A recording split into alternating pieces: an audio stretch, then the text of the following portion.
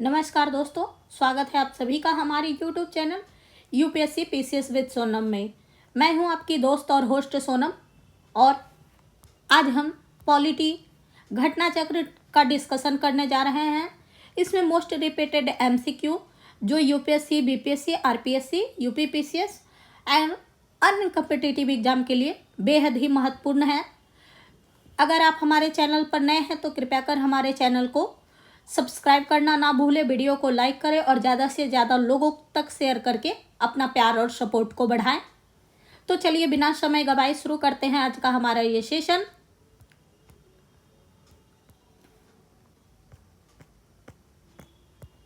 आज का हमारा पहला प्रश्न है, सूची 1 का सूची 2 के साथ मिलान करना है, यानी राष्ट्रपति और उनके कार्यकाल की अवधि का मैचिंग करना है।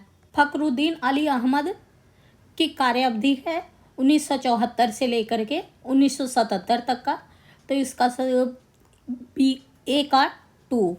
एन संजीवा रेड्डी का कार्य अवधि है 1977 से लेकर 1982 तक, तो बी का 2 और ए का 2 और बी का 3, तो हमारे दो ऑप्शन में है और ये दोनों ऑप्शन एलिमिनेट होता है।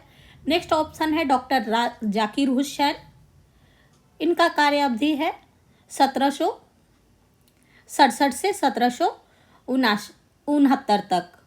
बीवी गिरी का कार्य अवधि है 1769 से 1774 तक, तो इसका सही जवाब है ऑप्शन बी।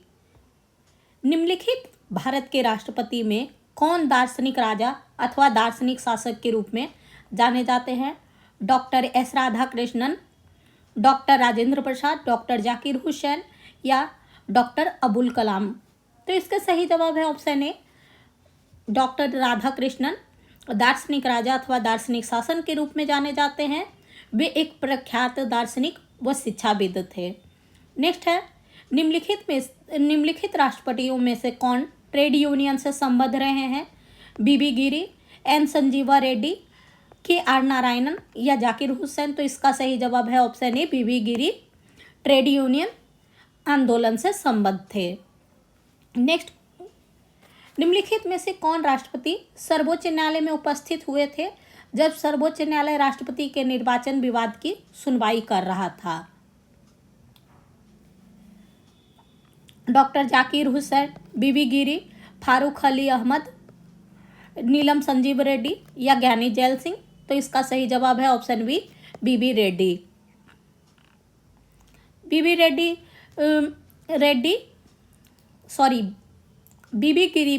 गिरी पर राष्ट्रपति के निर्वाचन में भ्रष्ट आचरण के आरोप में विवाद की सुनवाई के समय सर्वोच्च न्यायालय के न्यायाधीश एस.सी.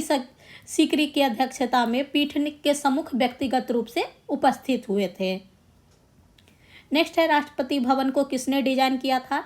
एडवर्ड स्टोन द्वारा, ली कोर बसियर द्वारा, एडविन लुटियंस द्वारा या तरुण दत्ता द्वारा। तो इसका सही जवाब है ऑप्शन सी, एडविन लुटियंस द्वारा राष्ट्रपति भवन को डिजाइन किया गया था। ये हाल ही में फिर से सभी कार्यालय का नाम भी बदला गया है, इसलिए ये एक इम्पॉर्टेंट क्वेश्चन भी होता है।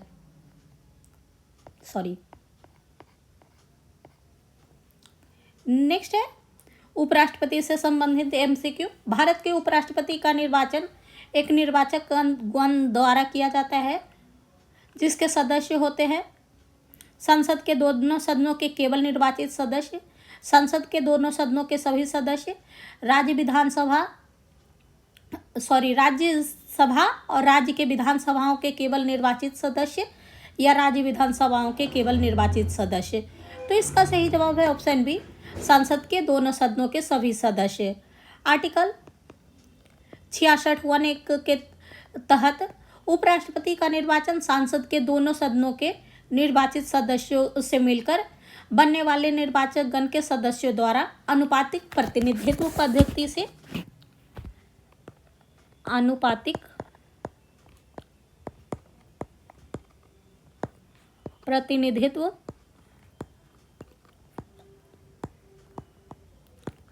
और एकल संक्रमणीय मत प्रणाली के द्वारा होता है।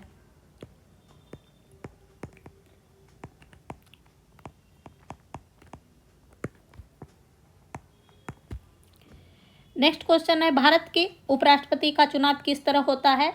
राष्ट्रीय स्तर पर सीधे चुनाव से, राष्ट्रपति द्वारा मनोनयन से, या लोकसभा के सांसद और विधानसभा के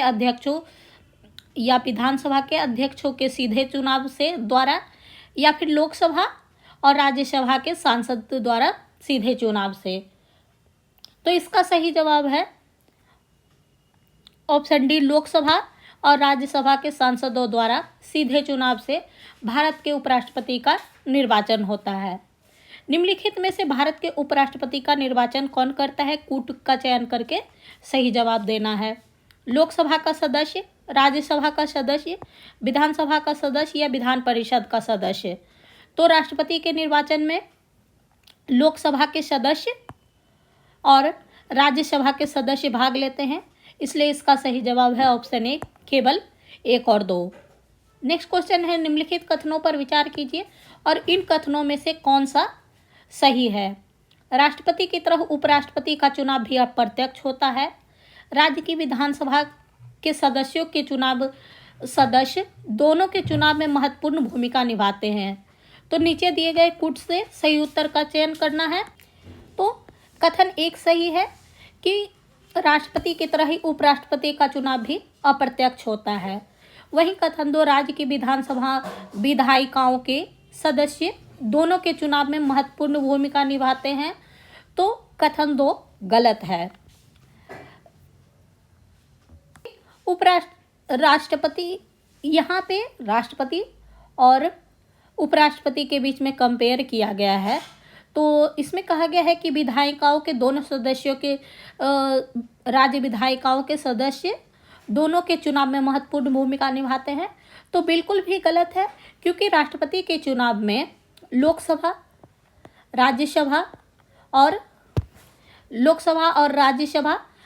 एवं दिल्ली और पुदुचेरी के निर्वाचित सदस्य ही सिर्फ भाग लेते हैं। वहीं राष्ट्रपति के चुनाव में लोकसभा, राज्यसभा के निर्वाचित और मनोनीत दोनों सदस्य भाग लेते हैं, इसलिए कथन 2 सही है। इसका सही जवाब है केवल ऑप्शन ए। नेक्स्ट क्वेश्चन है, नीचे 2 वक्तव्य दिए गए हैं, एक को कथन कहा गया है और जबकि दूसरे को कारण कहा गया है। कथन, कोई व्यक्ति उपराष्ट्रपति निर्वाचित होने का पात्र तभी होगा जब वह राज्यसभा का सदस्य बनने के लिए अर्हता है, यानी कि योग्य है। उपराष्ट्रपति राज्यसभा का पदेन सभापति होता है। तो इसमें से कहा गया है कि उपरोक्त वक्तव्य के परिप्रेक्ष्य में निम्नलिखित में से कौन सा उत्तर सही है? तो कि कोई भी व्यक्ति उपराष्ट्रपति निर्वाचित होने के लिए तभी पात्र होगा जब वह राज्यसभा का सदस्य होगा। तो ऐसे प्रश्नों में क्योंकि लगा करके भी हम देखते हैं, तो ये राज्यसभा का सदस्य होना भी जरूरी इसलिए होता है क्योंकि उपराष्ट्रपति राज्यसभा का पदेन सभापति होता है। इसलिए इसका सही जवाब है, कथन और कारण दोनों सत्य है और कारण कथन का सही स्पष्टीकरण करता है। नेक्स्ट क्वेश्चन है, राष्ट्रपति से संबंधित निम्नलिखित कथनों में से कौन सा कथन सही नहीं है? तो इसमें पहला कथन है कि उपराष्ट्रपति बनने के लिए व्यक्ति के पास जनता के सदन के सदस्य निर्वाचित होने की योग्यता होनी चाहिए। किसी राज्य की विधायिका का सदस्य इस पद के लिए उम्मीदवार हो सकता है। उपराष्ट्रपति के पद का कार्यकाल उतना ही होता है जितना कि राष्ट्रपति का होता है।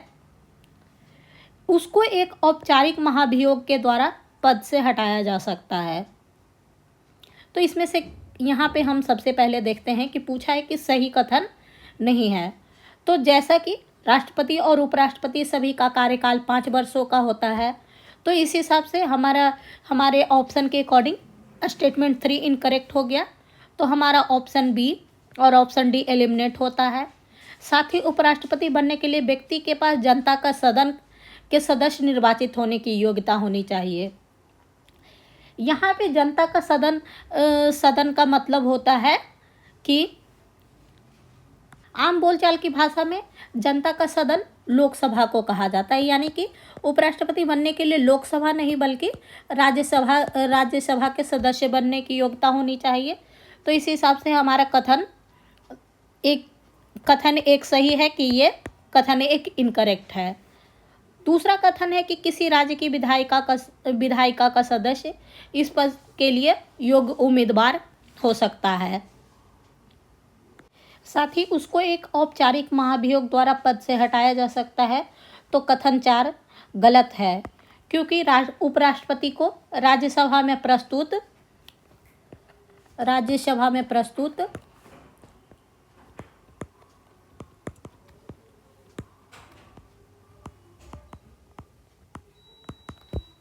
एवं सामान्य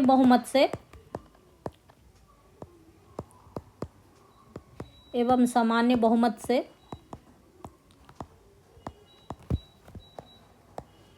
पारित संकल्प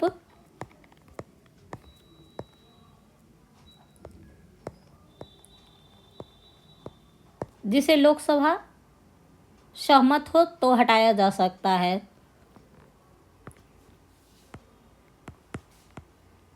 और लोकसभा की सहमति होना जरूरी है।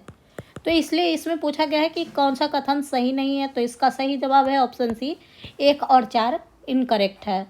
नेक्स्ट क्वेश्चन है, भारत के उपराष्ट्रपति के बारे में निम्नलिखित कथन दिया गया है। भारत का द्वितीय उच्चतम प्रतिष्ठित पदाधिकारी होता है। तो इसमें से सही कथन का चयन करना है। भारत के उपराष्ट्रपति के पास पद से संबद्ध कोई औपचारिक कार्य दायित्व नहीं होता है। राष्ट्रपति की अनुपस्थिति में उसके कार्यों का निर्वहन करता है।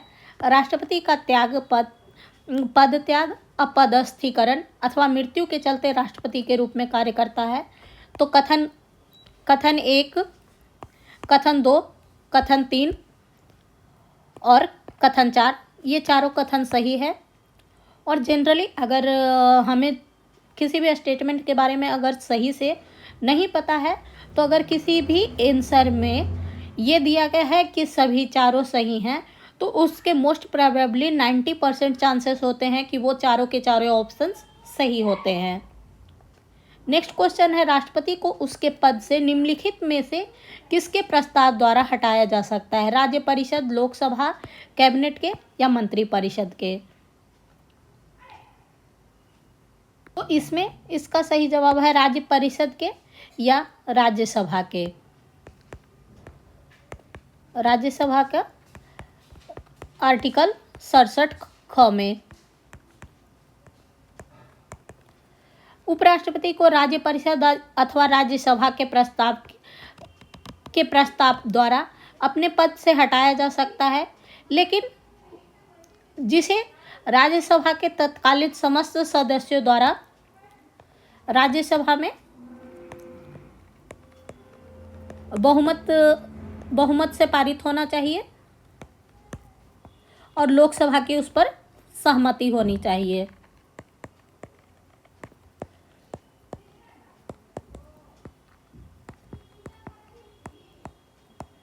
इसके साथ ही 14 दिन का पूर्व नोटिस भी होना चाहिए। नेक्स्ट क्वेश्चन है, निम्नलिखित में से किस एक की अध्यक्षता ऐसे के द्वारा होती है जो उसका सदस्य नहीं होता है? लोकसभा, विधानसभा, राज्यसभा या मंत्री परिषद? सही जवाब है ऑप्शन सी, राज्यसभा की अध्यक्षता उपराष्ट्रपति द्वारा की जाती है, परंतु वह राज्यसभा के सदस्य नहीं होते हैं। नेक्स्ट क्वेश्चन है, निम्नलिखित में से किस ने भारत के उपराष्ट्रपति का पद संभाला है?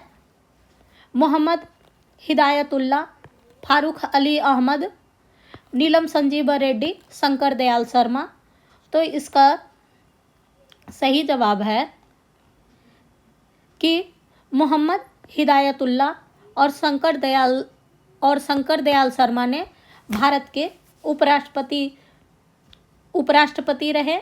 वहीं फारूक अली अहमद और नीलम संजीव रेड्डी भारत के सीधे राष्ट्रपति के रूप में चयनित हुए थे। तो इसका सही जवाब है ऑप्शन बी, 1 और 4। नेक्स्ट क्वेश्चन है मंत्रिपरिषद से संबंधित। तो आज का पहला प्रश्न है, मंत्रिपरिषद से निम्नलिखित कथनों पर विचार कीजिए और नीचे दिए गए कूट से सही उत्तर का चुनाव करना है। संघ की कार्यपालिका शक्ति प्रधानमंत्री में निहित होती है। प्रधानमंत्री की नियुक्ति राष्ट्रपति द्वारा की जाती है। प्रधानमंत्री मंत्रिपरिषद के प्रधान होते हैं।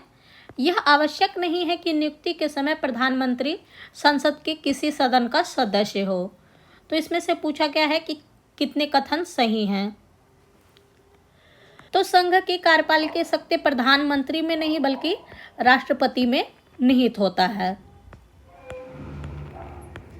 तो देखिए, अब हमें अगर स्टेटमेंट 1 पता है तो हम बहुत इजी वे में ऐसे क्वेश्चन को भी, मेनली एक ऑप्शन से हमने 3 ऑप्शन एलिमिनेट कर दिया और इसका सही जवाब हो गया ऑप्शन सी। प्रधानमंत्री की नियुक्ति राष्ट्रपति द्वारा की जाती है, ये भी सही है। प्रधानमंत्री मंत्रिपरिषद के प्रधान होते हैं। यह आवश्यक नहीं है कि नियुक्ति के समय प्रधानमंत्री संसद के किसी सदन के सदस्य हो। अगर कोई व्यक्ति प्रधानमंत्री के रूप में निर्वाचित चयनित होता है तो उसे 6 महीने के अंदर किसी भी सदन की सदस्यता लेनी आवश्यक होती है। और इसके एक उदाहरण थे हमारे प्रधानमंत्री मनमोहन सिंह, भी इसके एक उदाहरण है। नेक्स्ट क्वेश्चन है, भारत के प्रधानमंत्री के विषय में निम्नलिखित कथनों में से कौन सा कथन सही है? प्रधानमंत्री मंत्रिपरिषद का नाम मात्र का नेता होता है। वह संसद के प्रति उत्तरदायी नहीं होता है। वह अपने मंत्रियों में से किसी को बर्खास्त नहीं कर सकता है। प्रधानमंत्री मंत्रिपरिषद का वास्तविक नेता होता है। तो इसका सही जवाब है ऑप्शन डी, प्रधानमंत्री मंत्रिपरिषद का वास्तविक नेता होता है।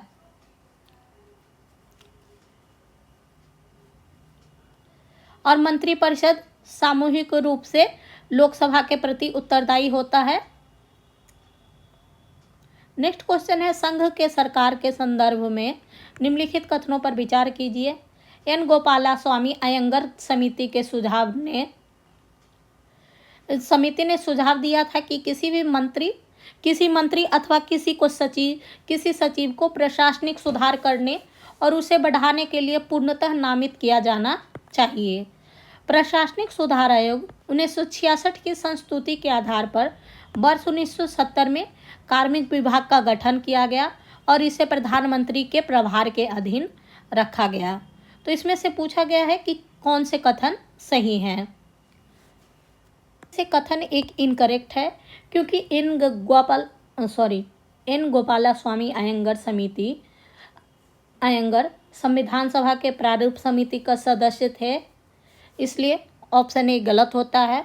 वहीं प्रशासनिक सुधार आयोग 1966 की संस्तुति के आधार पर 1970 में कार्मिक विभाग का गठन किया गया और इसे प्रधानमंत्री के प्रभार के अधीन रखा गया। तो कथन भी सही है। नेक्स्ट क्वेश्चन है, संघ सरकार के संदर्भ में निम्नलिखित कथनों पर विचार कीजिए। कैबिनेट सचिव की सलाह पर प्रधानमंत्री द्वारा भारत सरकार के मंत्रालय एवं विभागों का सृजन किया जाता है। हर एक मंत्रालय को प्रधानमंत्री की सलाह पर भारत के राष्ट्रपति द्वारा किसी मंत्री को प्रदान किया जाता है। तो उपयुक्त में से कौन से कथन सही हैं? इसमें से कथन एक इनकरेक्ट है कि कैबिनेट सचिव की सलाह पर नहीं बल्कि राष्ट्रपति की सलाह पर प्रधानमंत्री द्वारा भारत सरकार के मंत्रालय और विभागों का सृजन किया जाता है। तो हमारा ऑप्शन सी, इसमें से सही कथन पूछा है तो ऑप्शन सी और ऑप्शन ए एलिमिनेट होता है। अब कहा गया है कि हर एक मंत्रालय को प्रधानमंत्री की सलाह पर राष्ट्रपति के द्वारा किसी मंत्री को प्रदान किया जाता है। तो सही है कि हर एक मंत्रालय को प्रधानमंत्री की सलाह पर राष्ट्रपति के द्वारा किसी मंत्री को प्रदान किया जाता है, इसलिए कथन 2 सही है और इसका सही जवाब है ओनली 2। नेक्स्ट क्वेश्चन है, निम्नलिखित कथनों पर विचार कीजिए। राष्ट्रपति भारत सरकार का कार्य अधिक सुविधापूर्वक किए जाने और मंत्रियों के उक्त कार्यों के आवंटन के लिए नियम बनाएगा। भारत सरकार की समस्त कार्यपालक कार्रवाइयाँ प्रधानमंत्री के नाम से ही हुई कही जाएगी। कही जाएगी। उपयुक्त में से कौन से कथन सही है? केवल एक, केवल दो, एक और दो, दोनों, ना तो एक और ना ही दो। तो इसका सही जवाब है कि भारत सरकार का कार्य अधिक सुविधापूर्वक किए जाने और मंत्रियों में उक्त कार्यों के आवंटन के लिए नियम बनाए गए, यानी कि राष्ट्रपति भारत सरकार का कार्य को, तो इसमें से कथन एक सही है। वहीं भारत सरकार के समस्त कार्यपालक कार्रवाइयाँ प्रधानमंत्री के नाम से नहीं बल्कि राष्ट्रपति के नाम से कही जाती है, इसलिए कथन 2 गलत है। तो इसका सही जवाब है केवल एक। नेक्स्ट क्वेश्चन है, यदि भारत के प्रधानमंत्री संसद के उच्च सदन के सदस्य हैं तो वे इस अविश्वास प्रस्ताव की स्थिति में अपने पक्ष में वोट नहीं दे सकेंगे, वे निम्न सदन में बजट पर बोल नहीं सकेंगे, वे केवल उच्च सदन में वक्तव्य दे सकते हैं, उन्हें प्रधानमंत्री पद की शपथ ग्रहण करने के बाद 6 महीने के अंदर निम्न सदन का सदस्य बनना पड़ेगा। तो इसमें से पूछा गया है, तो यहाँ पे तो कहा गया है कि भारत के प्रधानमंत्री संसद के उच्च सदन के सदस्य हैं। तो प्रधानमंत्री नियुक्त होने के लिए किसी भी व्यक्ति का उच्च सदन या निम्न सदन का सदस्य होना जरूरी है। ये नहीं है कि अगर वो उच्च सदन का सदस्य है तो उसे निम्न सदन का भी सदस्य बनना पड़ेगा। तो इसलिए ऑप्शन डी एलिमिनेट होता है। वे निम्न सदन में बजट पर नहीं बोल सकते हैं। तो प्रधानमंत्री या मंत्रिपरिषद का कोई सदस्य जो किसी भी सदन का सदस्य है वह वहाँ बोल सकता है, मतदान कर सकता है, किंतु वह जिस सदन का सदस्य नहीं है वहाँ बोल तो सकता है लेकिन मतदान नहीं कर सकता है। और अविश्वास प्रस्ताव मंत्रिपरिषद में लोकसभा के विश्वास के निर्धारण हेतु लोकसभा में लाया जाता है। अतः यदि प्रधानमंत्री संसद के उच्च सदन के सदस्य हैं तो वे अविश्वास प्रस्ताव की स्थिति में अपना वोट नहीं दे सकेंगे। तो इसका सही जवाब है ऑप्शन ए।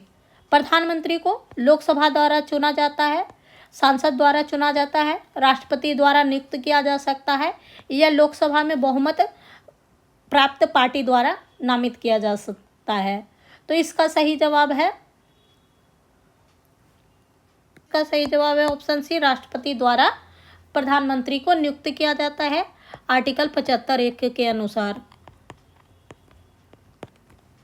नेक्स्ट क्वेश्चन है, भारत के प्रधानमंत्री की नियुक्ति के समय जरूरी नहीं है कि वह संसद के दोनों सदनों में से किसी एक का आवश्यक रूप में सदस्य हो, किंतु 6 माह के अंदर आवश्यक रूप से दोनों में से किसी एक सदन का सदस्य हो जाना चाहिए। जरूरी नहीं है कि वह संसद के दोनों सदनों में से एक का आवश्यक रूप से सदस्य हो, परंतु उसे 6 माह के अंदर लोकसभा का सदस्य हो जाना चाहिए। संसद के दोनों सदनों में से एक का आवश्यक रूप से सदस्य होना चाहिए, आवश्यक रूप से लोकसभा का सदस्य होना चाहिए।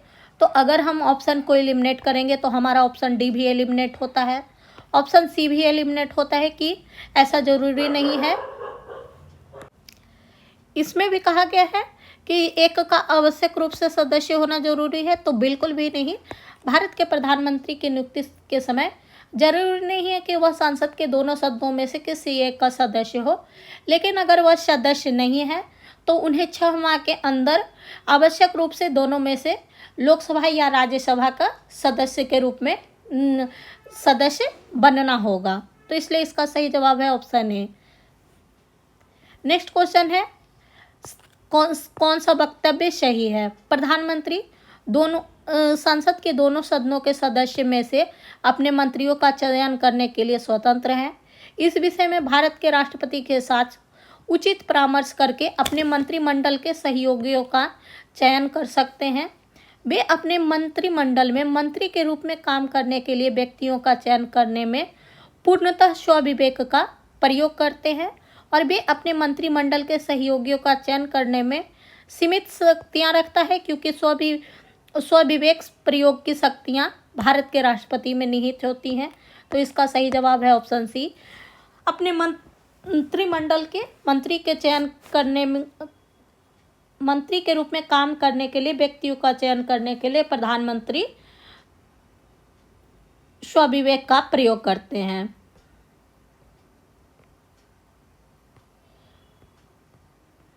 नेक्स्ट है, भारत के सांसद के संबंध में निम्नलिखित में से कौन सा कथन सही नहीं है।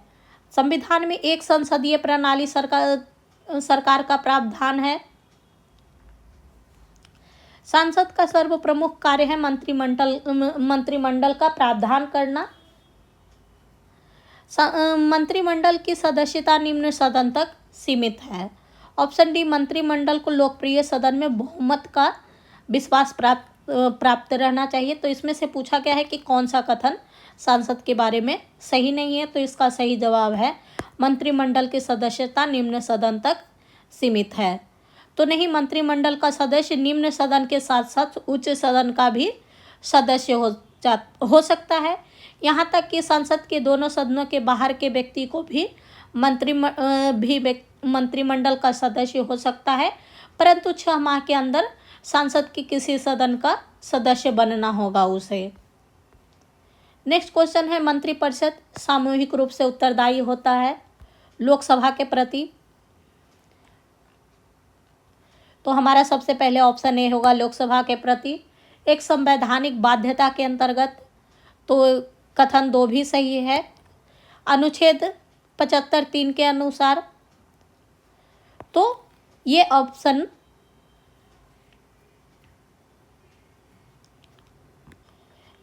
कथन 3 भी सही है। वहीं अनुच्छेद 74(3) संविधान में नहीं है।